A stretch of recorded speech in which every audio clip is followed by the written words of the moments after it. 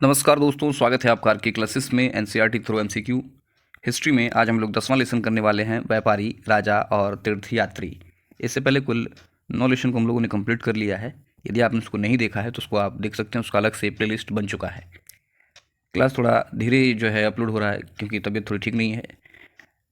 आगे प्रत्येक दिन आपको 1 या 2 वीडियो के माध्यम से ज़रूर मिलेगा। आप लोग अपना जो है सहयोग बनाए रखें। बाकी सभी का पीडीएफ आपको टेलीग्राम चैनल पर मिल जाएगा। हम लोग एक दिन एनसीईआरटी थ्रू एमसीक्यू और उसके अगले दिन जो है एक निबंध के टॉपिक को कर रहे हैं, तो उम्मीद है आप इसे देख रहे हैं। चलिए शुरू करते हैं आज का अपना टॉपिक, व्यापारी, राजा और तीर्थयात्री। क्वेश्चन नंबर 1 देखिए क्या कहता है। संगमकालीन व्यापार के संदर्भ में निम्नलिखित में कौन सा कथन सही नहीं है। कथन देखिए क्या है कि दक्षिण भारत सोना, मसाले, खास तौर पर काली मिर्च तथा कीमती पत्थरों के लिए प्रसिद्ध था। अगला जो कथन है, कहता है कि काली मिर्च की रोमन साम्राज्य में इतनी मांग थी कि इसे काले सोने के नाम से बुलाते थे। अगला कथन है कि व्यापारी इन सामानों को ले जाने के लिए केवल समुद्री मार्गों का प्रयोग करते थे। और डी है कि दक्षिण भारत से रोम से व्यापार के प्रमाण स्वरूप अनेक रोमन सोने के सिक्के मिले हैं। इन चारों में कौन सा कथन सही नहीं है, तो ध्यान रखिए क्या कहता है, देख लेते हैं। कथन ए, बी व डी सही है, परंतु सी जो कथन है वो गलत है। सी कथन क्या है कि व्यापारी इन सामानों को ले जाने के लिए केवल समुद्री मार्गों का प्रयोग करते थे, ये वाला गलत है। देखिए कहता है कि व्यापारी इन सामान को रोम ले जाने के लिए समुद्री जहाज़ों और सड़कों दोनों मार्गों का प्रयोग किया करते थे। व्यापारियों ने कई समुद्री रास्ते खोज निकाले थे। ये व्यापारी मानसूनी हवा का फायदा उठाकर अपनी यात्रा जल्द पूरी कर लेते थे। वे अफ्रीका या अरब के पूर्वी तट से इस उपमहाद्वीप के पश्चिमी तट पर पहुंचने के लिए दक्षिणी पश्चिमी मानसून का सहारा लेना पसंद करते थे। और व्यापार के प्रमाण हमें संगम कविताओं से भी मिले हैं। नेक्स्ट क्वेश्चन देखते हैं क्या है। कहता है कि संगम कविताओं में मूवेंदार की चर्चा मिलती है। यह एक तमिल शब्द है, इसका अर्थ निम्नलिखित में से क्या है। देखिए अब जो आप यूपीएससी देने बैठेंगे आपको इसी तरह का क्वेश्चन मिलेगा। अगर आप केवल लूसेंट और स्पीडी इन पर रिलाई करते हैं तो मुश्किल हो जाएगा, तो ध्यान रखिएगा। मूवेंदार इसका अर्थ क्या है। ऑप्शन देखिए, कहता है ग्राम प्रधान, गृहपति, 3 मुखिया, सरदार। तो सही जवाब है मूवेंदार का अर्थ है 3 मुखिया। इसका प्रयोग 3 शासक परिवारों के लिए किया गया है। ये थे चोल, चेर तथा पांड्य, जो करीब 2300 वर्ष पूर्व दक्षिण भारत में काफ़ी शक्तिशाली माने जाते थे। तो ध्यान रखिएगा मूवेंदार का अर्थ क्या है, 3 मुखिया। नेक्स्ट क्वेश्चन देखते हैं क्या है।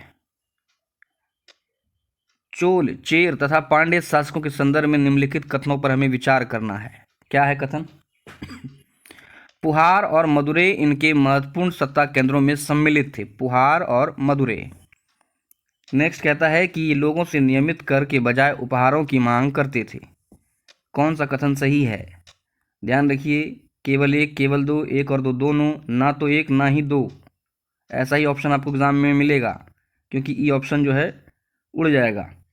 तो दोनों ही कथन सही है। देखिए क्या कहता है, चोल, चेर और पांड्य के अपने अपने 2 सत्ता के केंद्र थे, 2 सत्ता के केंद्र थे।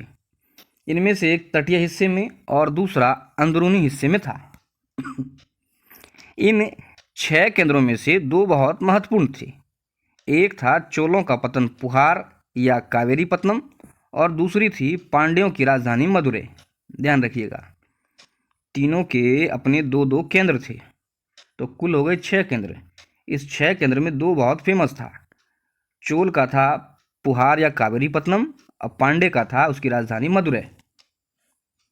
ये तीनों मुखिया चोल, चेर, पांड्य लोगों से नियमित कर के बजाय उपहारों की मांग करते थे। कभी कभी सैनिक अभियानों के दौरान आसपास के इलाकों से शुल्क वसूला करते थे।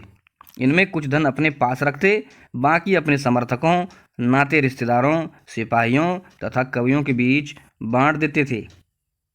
नेक्स्ट, दक्षिणापथ के स्वामी निम्नलिखित में से कौन कहे जाते हैं। सातवाहन, कुषाण, चोल या फिर चेर? तो ध्यान रखिए, दक्षिणापथ के स्वामी सातवाहनों को कहा जाता है। कहता है 3 मुखियाओं चोल, चेर, पांड्य के शासन के लगभग 200 वर्ष बाद अर्थात 2100 वर्ष पूर्व पश्चिम भारत में सातवाहन नामक राजवंश का प्रभाव बढ़ गया। सातवाहनों का सबसे प्रमुख राजा गौतमी पुत्र श्री सातकर्णी था। उसके बारे में हमें उसकी माँ गौतमी बलश्री के एक अभिलेख से पता चलता है, जो कि है नासिक अभिलेख, ध्यान रखिएगा आप। और वह अन्य सभी सातवाहन शासक दक्षिणापथ के स्वामी कहे जाते थे। दक्षिणापथ का शाब्दिक अर्थ है दक्षिण की ओर जाने वाला रास्ता। पूरे क्षेत्र के लिए यह नाम प्रचलित था। तो ध्यान रखना है, दक्षिणापथ का स्वामी किसे कहा जाता है? सातवाहन शासकों को। गौतमी बलश्री का एक अभिलेख है नासिक अभिलेख। नेक्स्ट क्वेश्चन देखिए क्या कहता है कि रेशम बनाने की तकनीक का आविष्कार सबसे पहले कहाँ हुआ था? ऑप्शन है भारत, यूनान, यूरोप या फिर चीन में। आसान सवाल है। देखिए, रेशम बनाने की तकनीक का आविष्कार सबसे पहले चीन में लगभग 7000 वर्ष पूर्व हुआ और इस तकनीक को हजारों साल तक उन्होंने दुनिया से छिपाए रखा। शुरू से चीन जो है इस तरह से कांडों में फंसा रहता है, छुपा लेता है। चीन से पैदल, घोड़े या ऊँटों पर कुछ लोग दूर दूर की जगह पर जाते थे और अपने साथ रेशम के कपड़े भी ले जाते थे। जिस रास्ते से ये लोग यात्रा करते थे वह रेशम मार्ग सिल्क रूट के नाम से प्रसिद्ध हो गया और इसी मार्ग पर कुषाण शासक जो है कनिष्क का लंबे समय तक अधिकार रहा था। आगे कहता है कि कभी कभी चीन के शासक ईरान और पश्चिमी एशिया के शासकों को उपहार के तौर पर रेशमी कपड़ा भेजते थे। यहाँ से रेशम के बारे में जानकारी और भी पश्चिम की ओर फैल गया। लगभग 2000 वर्ष पूर्व रोम के शासकों और धनी लोगों के बीच रेशमी कपड़े पहनने का एक फैशन बन गया। इसकी कीमत बहुत ज़्यादा थी क्योंकि चीन से इसे लाने में दुर्गम रास्तों से गुजरना पड़ता था तथा रास्ते के आसपास के रहने वाले लोग व्यापारियों से यात्रा शुल्क भी मांगते थे। तो चीन के द्वारा सबसे पहले रेशम के बारे में जो कपड़ा बनाया गया वो चीन के द्वारा था। देखिए, कथन है कि कुछ शासक रेशम मार्ग के बड़े बड़े हिस्से पर अपना नियंत्रण चाहते थे। रेशम मार्ग पर यात्रा कर रहे व्यापारियों से उस क्षेत्र के शासकों को कर, शुल्क या तोहफे प्राप्त होते थे। कथन कारण है, तो ध्यान रखिएगा ए ऑप्शन सही है कि कथन और कारण दोनों सही है और आर जो है कारण जो है कथन का सही स्पष्टीकरण है। क्या कहता है देख लीजिए, व्यापारियों से प्राप्त इन चीज़ों के बदले ये शासक इन व्यापारियों को अपने राज्य से गुजरते वक्त लुटेरों के आक्रमण से सुरक्षा देते थे।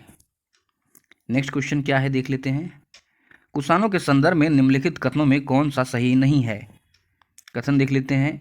कहता है कि सिल्क रूट पर नियंत्रण रखने वाले शासकों में सबसे प्रसिद्ध कुषाण थे। अगला है कि पेशावर और मथुरा इनके 2 मुख्य शक्तिशाली केंद्र थे। कुषाण शासकों की बात हो रही है। आगे कहता है कि इनके शासन काल में ही सिल्क रूट की एक शाखा मध्य एशिया से होकर नील नदी के मुहाने के पतनों तक जाती थी। और अगला है कि इस महाद्वीप में सबसे पहले सोने के सिक्के जारी करने वाले शासकों में कुषाण थे। तो कुषाण के बारे में कौन सा सही नहीं है? ऑप्शन नंबर सी क्या है देख लीजिए। सिल्क रूट की एक शाखा मध्य एशिया से होकर नील नदी के मुहानों के पतनों तक जाती थी। यह कथन जो है गलत है। कहता है लगभग 2000 वर्ष पूर्व मध्य एशिया तथा पश्चिमोत्तर भारत पर कुषाणों का शासन था। तक्षशिला भी इनके राज्य का हिस्सा था। कहता है इसके शासनकाल में ही सिल्क रूट की एक शाखा मध्य एशिया से होकर सिंधु नदी के मुहानों के पतनों तक जाती थी, ना कि नील नदी तक। ध्यान रखिएगा। फिर यहाँ से जहाज़ों के द्वारा रेशम पश्चिम की ओर रोमन साम्राज्य तक पहुँचता था। अगला जो कथन है कि कुषाण इस उपमहाद्वीप में सबसे पहले सोने के सिक्के जारी करने वाले शासकों में से एक थे। सिल्क रूट पर यात्रा करने वाले व्यापारी इसका उपयोग करते थे। ध्यान रखना। नेक्स्ट क्वेश्चन देखिए, कनिष्क के संदर्भ में निम्नलिखित में कौन सा कथन सही नहीं है? कुषाणों का सबसे प्रसिद्ध राजा कनिष्क था। अगला है कनिष्क ने लगभग 1900 साल पहले शासन किया था। सी है कि अश्वघोष कनिष्क के दरबार में नहीं रहते थे। नेक्स्ट है कनिष्क ने एक बौद्ध परिषद का गठन किया था। तो सही नहीं है, अश्वघोष कनिष्क के दरबार में रहते थे, ध्यान रखिएगा।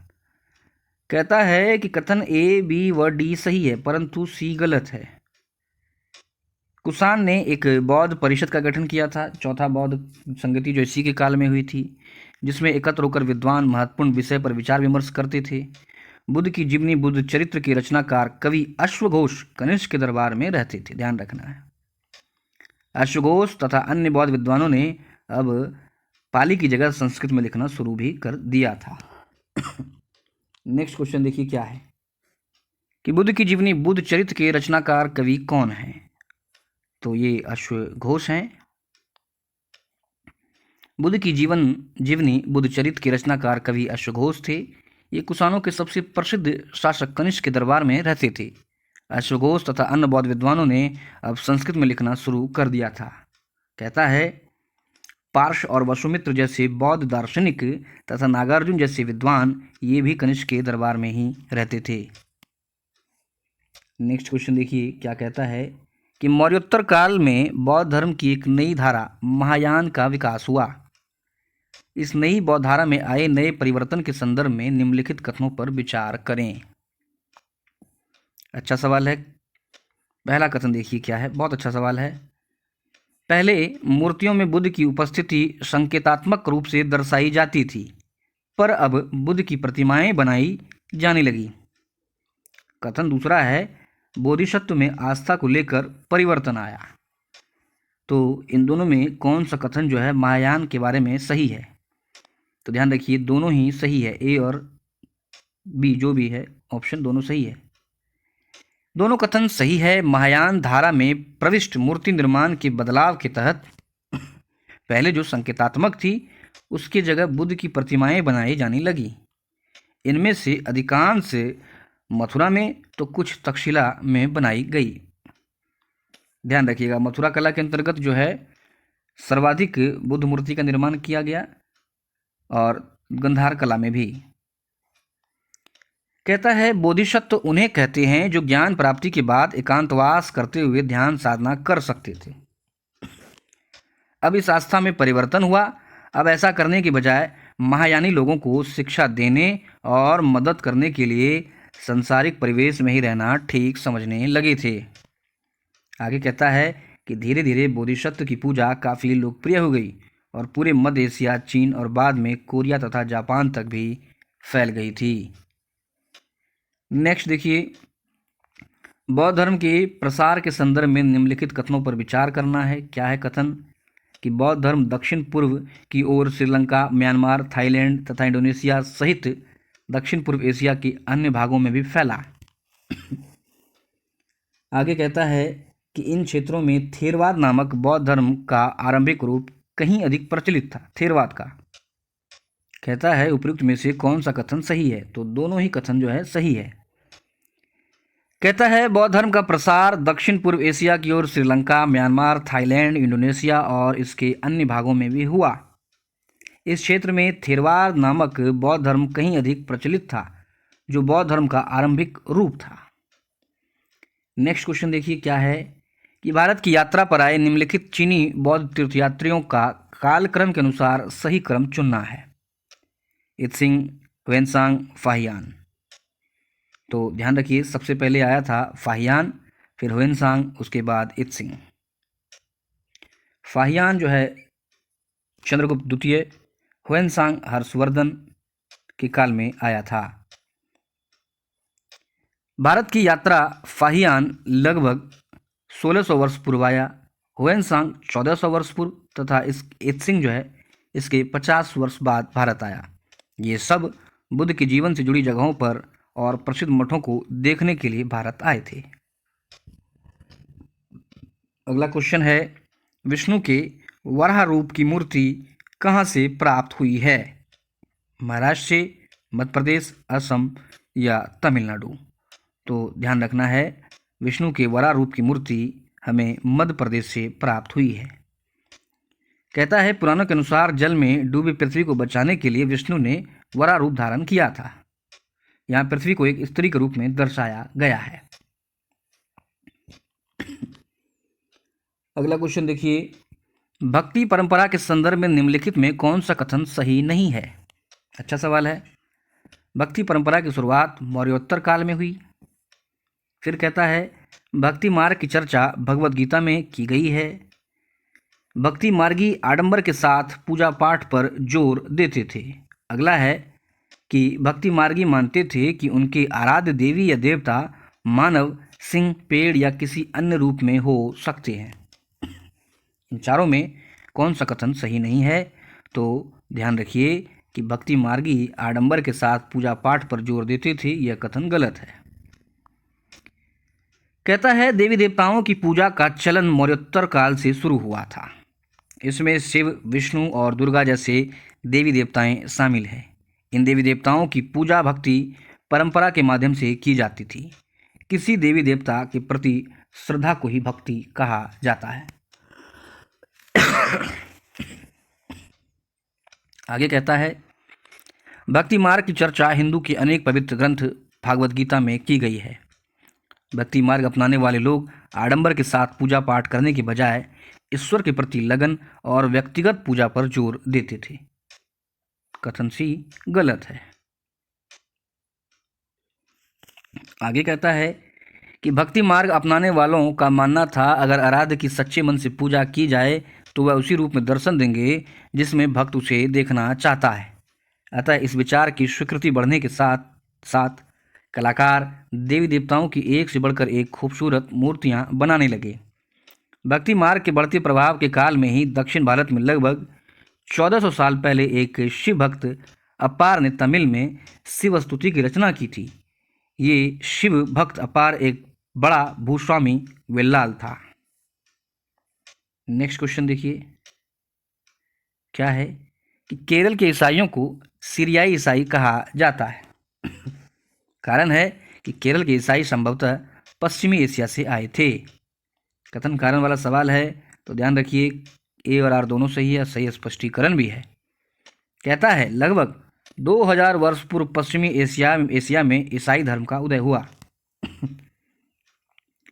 ईसाई धर्म के प्रवर्तक ईसा मसीह का जन्म बेथलेहम में हुआ था जो रोमन साम्राज्य का हिस्सा था। उन्होंने स्वयं को इस संसार का उद्धारक बताया। आगे कहता है कि ईसा मसीह के उपदेश धीरे धीरे पश्चिमी एशिया, अफ्रीका तथा यूरोप में फैल गए। ईसा मसीह की मृत्यु के 100 सालों के अंदर ही भारतीय उपमहाद्वीप के पश्चिमी तट पर पहले ईसाई धर्म प्रचारक पश्चिमी एशिया से आए थे। केरल के ईसाइयों को सीरियाई ईसाई कहा जाता है क्योंकि ये संभवतः पश्चिमी एशिया से केरल आए थे। ये विश्व के सबसे पुराने ईसाइयों में से एक है। नेक्स्ट क्वेश्चन देखिए क्या है। सूची 1 को सूची 2 से मिलान करना है। एक तरफ है दक्षिणापथ के स्वामी मूवेंदार, अश्वघोष, बोधिसत्व, श्वेन तशांग। दूसरी तरफ है बुद्ध चरित्र, महायान बौद्ध धर्म, सातवाहन शासक, चीनी यात्री, चोल चेर पांडे। तो अभी हम लोगों ने पढ़ा था कि दक्षिणापथ के स्वामी सातवाहन शासकों को कहा जाता है। मूवेंदार के बारे में हम लोगों ने पढ़ा कि ये 3 मुखिया चोल चेर पांडे को कहा जाता है। अश्वघोष के बारे में जानकारी मिली कि कनिष्क के दरबार में रहते थे, बुद्ध चरित्र की रचना की। और हुएनसांग ये जो है एक चीनी यात्री था। बोधिसत्व जो है महायान बौद्ध धर्म से संबंधित है। तो इस प्रकार जो है इसका मिलान हो जाएगा। Option number D. तो ये हमारा लेसन समाप्त हुआ। उम्मीद है आपको ये वीडियो अच्छा लगा होगा। इसी तरह से प्रश्न आएंगे, इसका PDF आपको जो है टेलीग्राम चैनल पर मिल जाएगा, उसको ज्वाइन कर लें। मिलते हैं अगले लेक्चर में, तब तक के लिए जय हिंद।